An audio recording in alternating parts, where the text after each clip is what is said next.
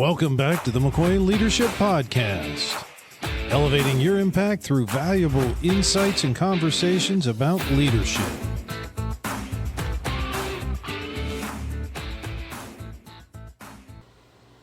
Welcome back to the McCoy Leadership Podcast. Today we have Chad E. Cooper with us. Chad has been continuously raising the bar and pushing himself to the very best that he can be. He's been in the Marine Corps. He has all kinds of experiences outside of that, and he retired from Microsoft at age 35. I'm 10 years behind you, I think, and I haven't retired yet. So I am interested to hear more about that one. Chad, thank you so much for joining us today and taking time out of your day to spend with our listeners. Tell us a little bit about yourself.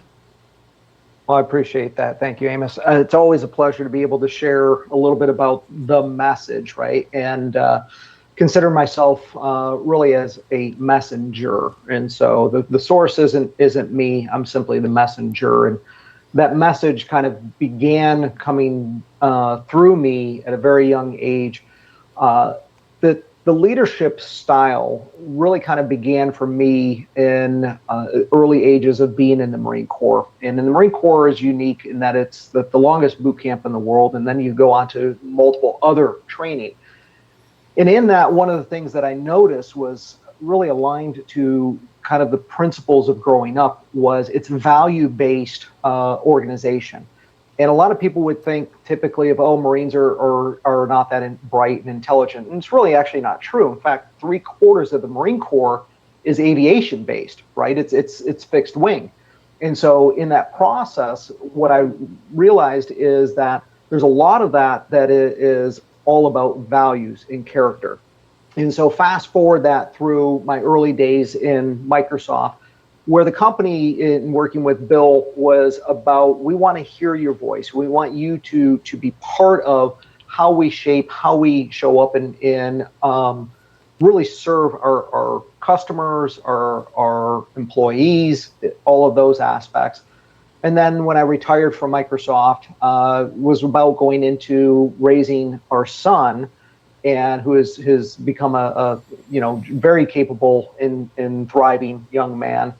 But it really is about looking at these different examples, Amos, and what I came up with called the SIRV method, SIRV, which is an acronym for strength, impact, as well as intimate, resolute, and vitality. And so the SIRV method is really, it's a principle-based leadership model that's designed for high capacity professionals, be that professional athletes where I've worked with and World Series, Super Bowls, World Cups, etc. But people who are high capacity, who want more than just external success. So it's really about reshaping and defining leadership from a different principle-based model rather than the popular today. So I'm curious, thinking about that, somebody recently asked me, do I need all of this stuff? Do I need to study leadership? Do I need a mission statement? Do I need to have, values? Why can't I just go out, run my business and be successful?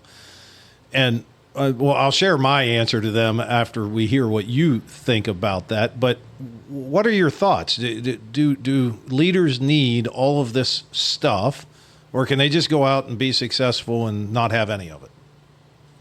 I would say it depends, right? If we look at a map, and the answer to that is you first have to look at a map and know three things about a map. And if we look at an old mall map, you go to the mall and you look at a map and there's a big red bullseye that represents you are here, right?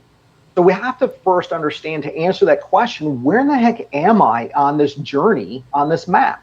Then we have to ask the question, where am I going?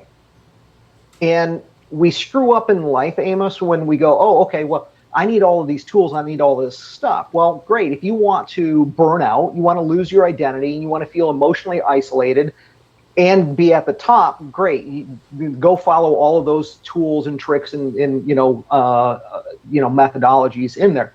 Not that they can lead you astray, but that they're not going to complete you.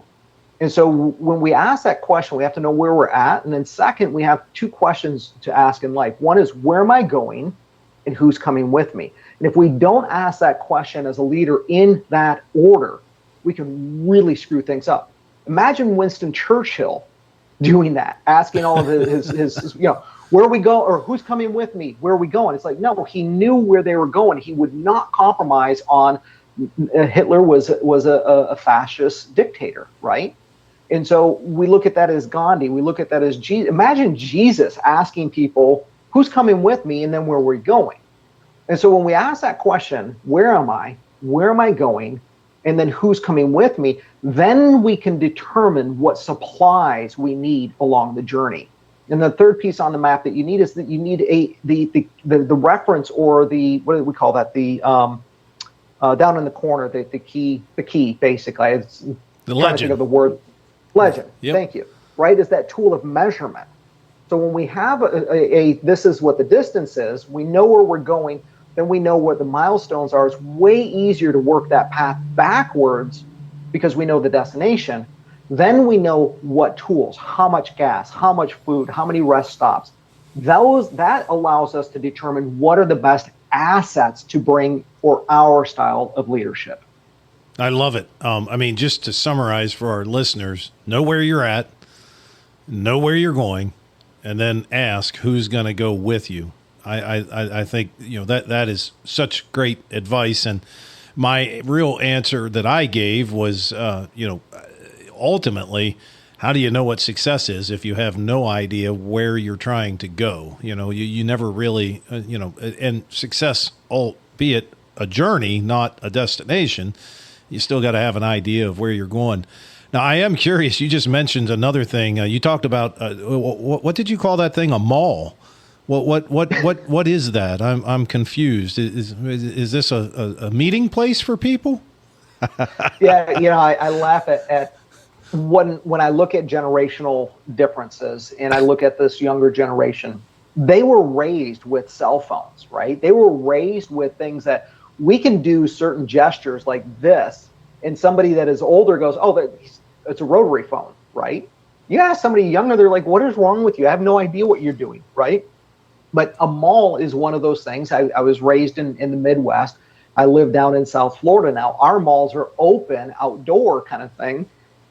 But when we wanted to interact, when we wanted to socialize, we had to go to the movie theater. We had to go to the mall. We had to get out of the house and go places. Today, you don't have to do that. And so leadership is also about know your environment, understand the cultural differences of each community. And I've had the fortunate, blessing and privilege of having a foundation for 20 years that is global. And so when I went over to Africa, for example, to expand the foundation, I took university courses to understand how do I kind of merge, or how do I adapt into their culture. And I find I think people have a good intention, Amos, but that maybe poor judgment. And that is, everybody wants to be like America. It's not really true. And so we really need to go in to be curious. A great leader comes alongside, not over top. And when we do that, we can understand, hey, a mall, it might have some really deep historical, emotional context to one person and be completely void to somebody else because it didn't mean anything to them.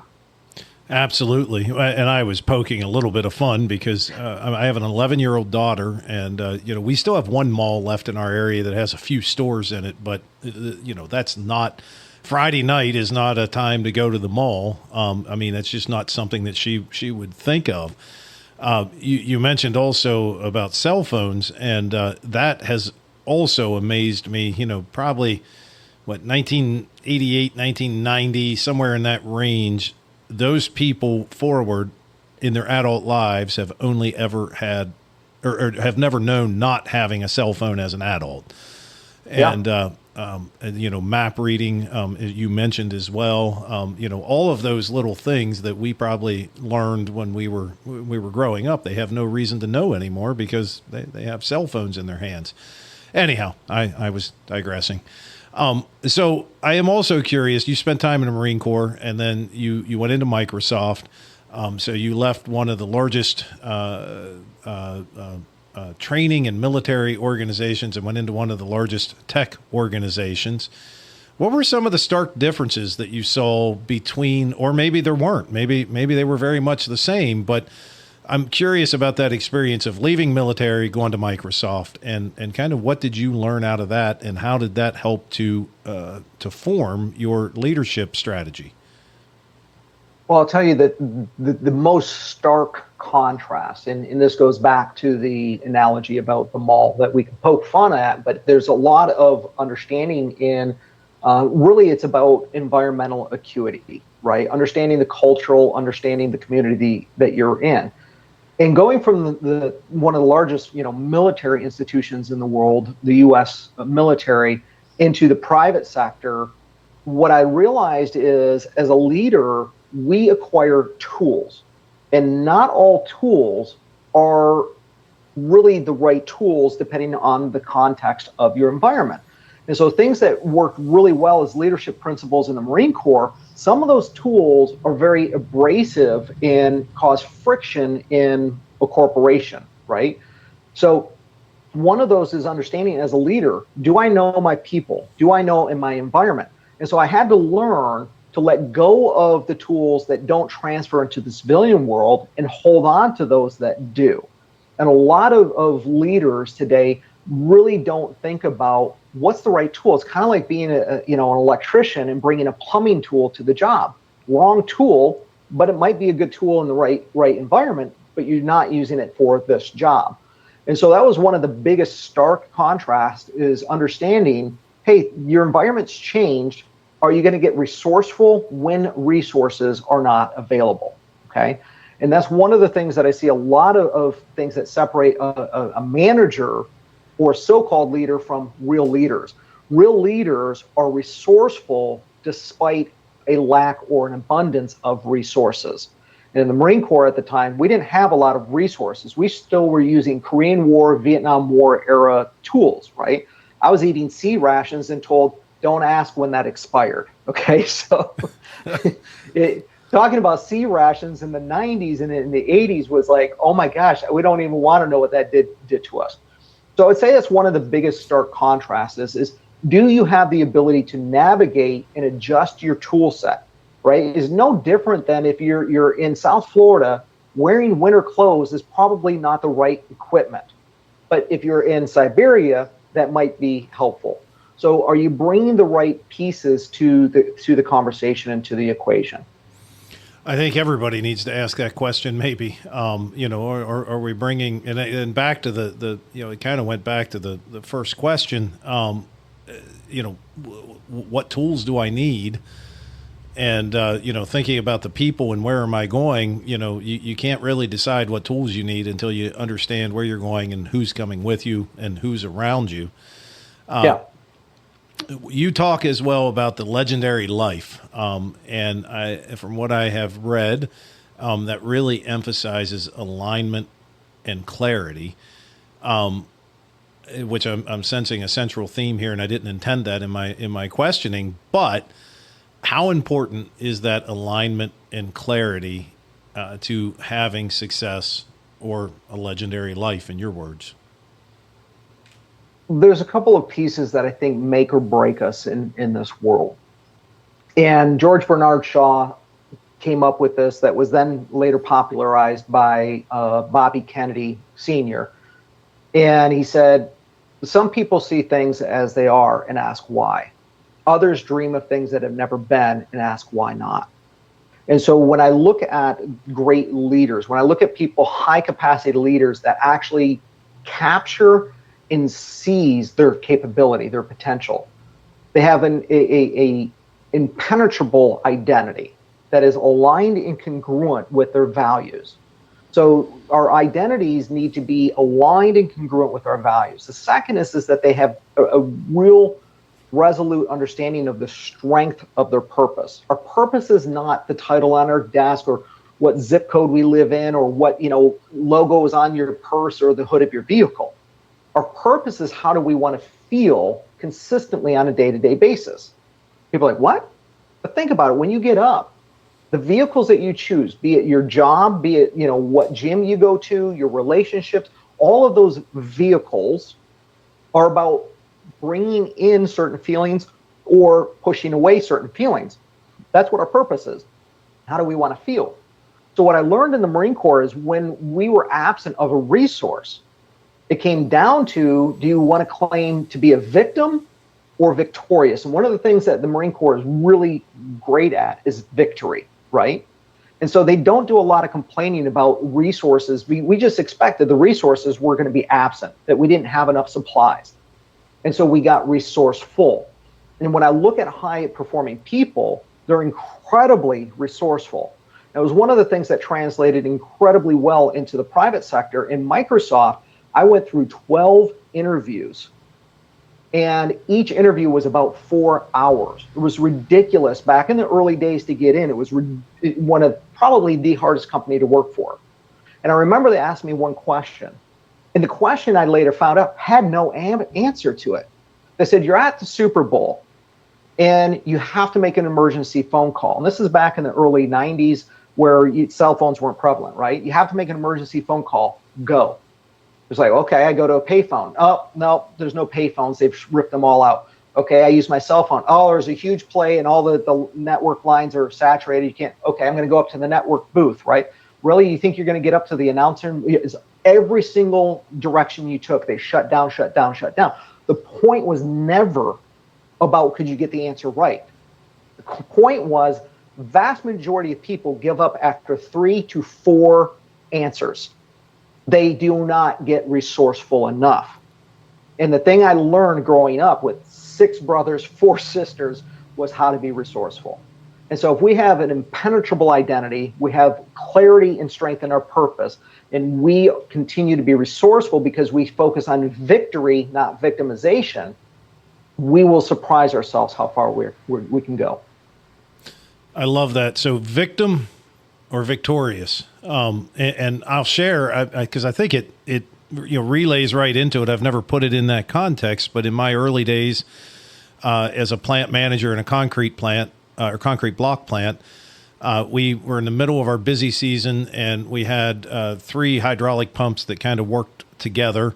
And one of those pumps had an electric motor on it, and smoke started coming out of the motor. And so I called the electrician. The electrician came and said, well, there's no way to put the smoke back in the motor, so it's shot. You're done. You can't run. So I called the manufacturer. They said 3 weeks until you could have a new pump. And so I stood there and looked at it and looked at it and looked at it. And at some point, my boss came and said, what are you doing? I said, I'm trying to figure out a solution because we can't be down for 3 weeks in the middle of our busy season. Like, that's not an answer. I'll come up with a solution. And he said, the motor's bad. There's no way it's going to work. I said, I think I might come up with something. So I kept looking at it, working on it. And it ended up that I figured out that when you hit the start button, they started separate of each other. So the first one started, then the second one, then the third one. When the first one started, the other 2 started going backwards. And the one that was smoking was the third one. So by that point, it was going backwards pretty good. So all I did was rewire it so that one started first. And lo and behold, we ran for 6 months that way. And now I tried 50 other things leading up to that. But I think that is such a valuable lesson is, at that point, I refused, in your words, I refused to be the victim. We were going to be victorious one way or another. Yeah. So when we choose the script of victim, that means we have to look for somebody who's the evil villain to play the role. But as a leader, if we choose not to pick up the script, I'll give you a really powerful analogy. A couple of years ago during COVID and Black Lives Matter, I was invited on a lot of Black television and radio shows and podcasts, and in particular because they weren't expecting that I changed the conversation. And there's a conversation out there for victimization. And I come onto these shows, and they would start with, and they're like, I was told by so-and-so to bring you on. I'm not really sure, but they got great reviews. And so in order for us to have a conversation, we need to begin with, you have to admit that you have white privilege. I said, done. What? They weren't expecting me to not resist. I said, it would be absurd for me to say that I don't have white privilege. Of course I have white privilege. But the question I have, and this is where we get resourceful. So the question I have is, why are we talking about the one thing that separates us instead of the 2 things that unite us? So to get resourceful means we have to change the conversation, and that's what I just did. They said, what do you mean two things that unite us? So I set the hook, they took the bait, and I said, well, if I admit that I have white privilege, can you deny that you have first world privilege and American privilege? The question isn't whether I have privilege, the question is what am I doing about it? You have 2 out of 3. So why are you choosing to squander 2 and be a victim about 1? Right? So I have black history in my family. I'm a mutt. I've got so much diversity, it's ridiculous, right? I'm also part of the oldest indigenous Maori tribe in New Zealand. But to be a leader means we need to have the courage to not pick up the script of victim and villain. And victorious means that we change the conversation. That's how winning is done. I like that. I think at the same time, which I don't want to bring politics per se into the conversation, but from a political standpoint, how different would the narrative be if our politicians were looking at it that way? I wrote an article a few years ago asking are you an activist or an antagonist? And I think sometimes people get those two things confused. Yep. But to the point, I think we could learn from that all the way through all aspects of our lives, changing the conversation and being victorious rather than the victim. Yeah, I was an elected official for a decade, Amos, and I was known as a swing voter. Okay, I think that the vast majority of us are Jeffersonians. People are like, you mean Thomas Jefferson? Yes, there was a party called Jeffersonians. Yes. Thomas Jefferson was notorious for voting based on the policy or the issue at hand, not on party lines. And when we look at it, most of us actually agree more than we disagree. But we have to have a leadership. We have to be able to come alongside of others and not over top and say, you're not the villain. Because guess what? The reality is, we all are a villain and we're all victim from time to time. And when we recognize that, we can let go of the script and choose victory, which is coming alongside and saying, why don't we all get resourceful, rewire the motors, and figure out how to carry on to reach our objective. And when we focus on outcomes versus activities, that's the difference between a manager and a leader. So, as kind of a segue, what we're talking about, my next question is using your words. How do we get individuals to move from accepting what they get to generating the momentum to get what they accept?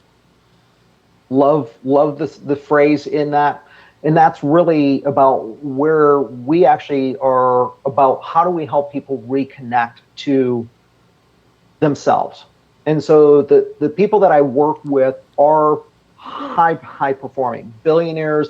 I've taken clients multiple times onto the New York Stock Exchange, world champion titles, et cetera. And so there's 3 principles that we work with to change that direction. And the first is language as leadership, right? Not affirmations, not performance scripts, but precise, intimate, emotionally potent language that reshapes how we think, how we speak, how we lead from the inside out, right? We can look at our children and say, look, you are a role model. The question is it a good one or is it a bad role model, right? It begins with the most important thing, and that's our home. In the children that we're raising or the community that we're in. Forget the federal politics or global. It's like, look at your backyard, look in your home. And that really begins with your language and how you actually speak to yourself, and then how that comes outside. And the second is that purpose that aligns, not pressure. So it isn't about hustle. It isn't about optimization. And not that optimization is bad. I'm all about optimizing companies and people. But it's not about the hustle. It's a deep internal pull that organizes your time, your focus, and your energy around what truly matters, right? Is we are living in a material existence, but we are spiritual beings. So it's not a trick of, is it my doingness or my beingness? It's who do you want to be in the midst of whatever you choose to do? And then the third piece in that is in the choice of who are we choosing to be in the midst of what we're doing is a lifestyle. Right? Legendary is about the individual. Legacy is about something bigger than the individual, but it might take a legend to create a legacy. And in doing that, I watched when as an elected official, I had the most respected elder of the community say, "Hey, I want to mentor you." And I was just honored. I never knew why. Well, when he died, one of the other leaders in the community said, "Do you ever wonder why Jim mentored you?" I was like, "No, I always wondered." And he said, "Well, when Jim was your age, in your 30s, when I was an elected official, an elder came alongside and mentored him. And he felt that he needed to pass that on. And that elder that mentored Jim was your grandfather." And so here was my grandfather, who was a legend that didn't mentor me directly, but created a legacy by transferring those values as a leader, is a lifestyle that reflects the leader from within.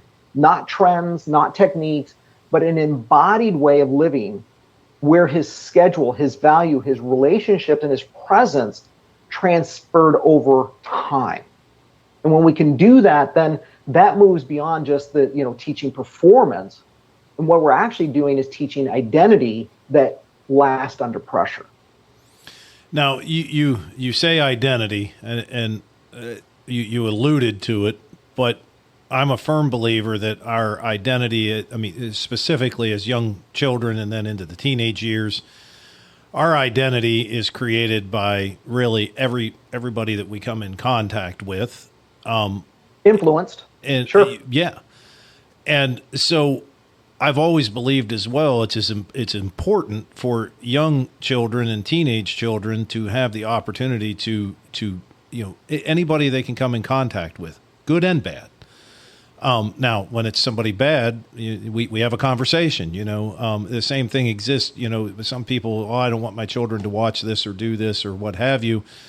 Mm-hmm. I believe with my daughter, if she's interested in something, we'll watch it together, and then we're going to talk about what we just saw. Like, hey, that there's some messages there, or what do you think about that? Because we can't hide them from it. But the more experiences, the more things they're exposed to, the more books they read, the more people in the community, they start to become a more well-rounded person, in my thoughts and opinions. What are your thoughts? Yeah, and Marine Corps was really my first experience to diversity. And what I found in the Marine Corps was very quickly, it didn't matter where you came from. It mattered whether you could get to an outcome. It wasn't about, your background of race or ethnicity or religion or geography, inner city, countryside. Could you do the job? And that was the measure of performance. And so that really reshaped my growing up in a community that the head of the national KKK was nearby, and we used to hunt on his property. I didn't know the man, but I did hunt on his property. So I grew up in a very small-minded community. And when I got out to a larger world, I had one of the greatest gifts. My French teacher in high school, I said, "This French stuff's stupid." And she goes, "No, Chad, it's different." And when she helped me understand that differences, if we are curious and open to them, that the segregation, the separation is because of our fear. But if we're willing to get curious and understand before we judge, what we can find is the gift within any of that. And so I'm a big advocate on diversity. I serve globally around the world with all kinds of demographics, from the richest of the rich to truly the poorest of the poor. And every single one of them has a gift, and every single one of them has a shadow. And there's an old Native American story of a grandfather and grandson, and the grandfather says there's two wolves that live inside of us. And the grandson says, "Well, which one lives, grandfather?" He says, "The one that you feed." So in meeting people, when I see nasty, mean people, I just see a wounded human being. We're all wounded, right?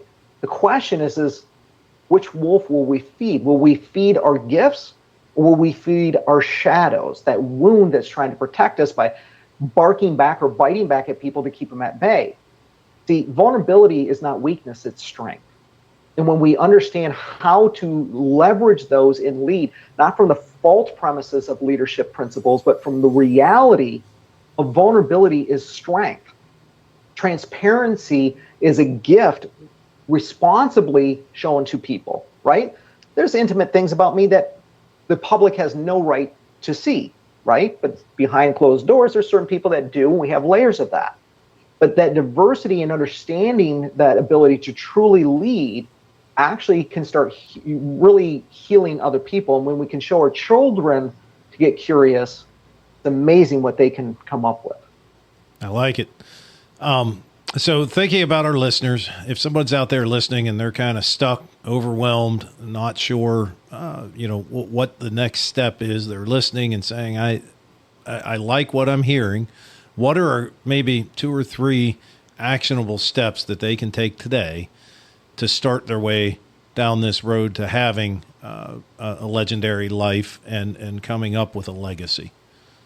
I appreciate you asking. I will say first is really look at your calendar and ask, what's the outcome? What's the destination? We get 168 hours a week, no more, no less. You, me, Elon Musk, Bill Gates, Oprah Winfrey can't buy another second. The question is how do we use that as what separates the boys from the men and the girls from the women? And so ask yourself, what's the destination for the rest of this week? Right? What really matters? The second would be then to block 1 hour of empower on your calendar every day. Start small. I always love people like, I'm going to go work out 7 days a week. It's like, why don't you just start with 15 minutes 3 times a week? Keep it simple. Okay. Then build from there. So the second would be start with 15 minutes of just working towards that destination, working towards that dream. And in that destination would be give yourself permission to dream. Kids have no problem dreaming, but it's important to understand the difference between a fantasy and a dream. Fantasies, I can fantasize to be Iron Man. It's never going to happen in my time naturally, but I can dream. And like Dr. King, he had a dream. It took 60 years for that to manifest, and he didn't live to see it, but his children sure did. So what's your dream? Give yourself permission to dream and then put it on your calendar and start chipping away at it. But that requires you to have an identity that is clear about supporting that destination. Do that, I guarantee 365 days from now, you'll be amazed that you went way farther than you ever imagined. Great actionable steps. I think I might start those 3 today myself. I was just thinking as you were talking, and I'm a leadership coach. I consult, and at the end of the day, I'm not so sure that sometimes I don't. Many times, in some way, shape, or form, I'm telling people and helping people get places, but sometimes I think maybe I'm not doing those things myself. So even for me, I think a good lesson. So before we get into the last section, I want to make sure we have an opportunity. Where can people find out more about you? Where can they get in contact with you? Where can they find your materials? I appreciate that. Just to put a bow on that last piece, Amos, is, Scripture will say, unless you are the behavior of a child, as innocent as a child's, like, leadership people take so bloody seriously. Lighten up. Have fun. Be childlike and playful. We grow old because we stop playing. So dreaming is the invitation to start playing and get back into our soul. So if you want to know how to do that, right now you just go to chadecooper.com. E is an echo, chadecooper.com. That is about to flip, hopefully, maybe this week, next week, to the Serve Institute. So it'll be synonymous and really coming out with a whole nother level of programs and representation there. But you can always just go to chadecooper.com and get free downloads and tools that we make available. Or beyond that, retreats and products that we have available as well. Awesome. And we'll be sure to have all of that in the show notes. So the last section, we always do kind of a rapid fire section. There's about 4 questions, I believe. The first question is, throughout your life and career, what is the single best piece of advice someone has given you? Single best advice that somebody has given me is the years are short, the days are long when it comes to our children. Don't miss the days. They go by so fast, right? Is from the moment my son was born to now he's, a young adult, it went by so fast. As a leader, make sure that you seize and remember what actually matters most, and it's our relationships and it's the people closest to us. I would never regret the sacrifices. And I sacrificed probably about $10.5 million to quantify that. I would pay that 3 times over to have the relationship that I have with my son, and to be there of influence, and to be a role model that helped shape him. Like I always tell people, if somebody's going to screw it up, it's going to be me. I think that is not only a great piece of advice, but a noble thing to realize where we are and what's important to us. The second question is, if we could magically get all the school administrators from across the world sitting in one room, and you had a moment to give them just one thing that they could add into a student's curriculum, their school career, if you will, that would help to create a better, well-rounded, ready-for-life student, what would that one thing be? It would probably completely revamp the curriculum and the amount of time that they're there. So I had the fortunate privilege of seeing my son in private, charter, and public schools. And one of the things I loved about the charter school is, and I'm not going to pick one or the other. What I would say is in private, military, corporate, entrepreneurship, teach outcomes rather than activities. It would probably completely transform the curriculum for these students. Teach outcome, not activity, because that will then transfer into the corporate and private sector as well. The second would be, because you asked for one, but I'm going to throw in 2, teach some financial acumen. Yes. I cannot believe how epidemic of a problem we have of people not understanding the responsibility of financial behaviors. Yes, I would agree. Next question. Throughout your career and your life, what has been a go-to book for you that you continually can get good insight out of? We'll start easy. Napoleon Hill. He's got a number of things that, as a leader, just as a human being, are great foundational principles. If there's only one, it would be Scripture. It would be the Bible, right? Not the easiest book to decode. It is a heck of a difficult book to decode. But with AI today, I think we can actually have never not found an answer in the Bible. Beyond that, I would say some of my mentors, David R. Hawkins, really high level, deep stuff.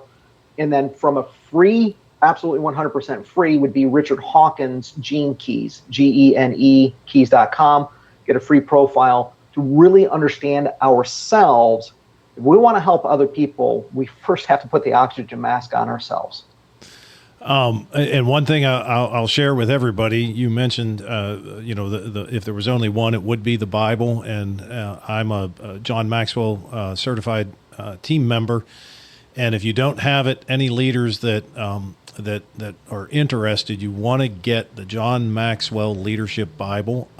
It is pretty cool. There's a lot of great stuff in there, and it's just a great tool for leadership. It's kind of lasted from over a lot of centuries here. And John is somebody who practices what he preaches. John's got some really rock solid content. Yes.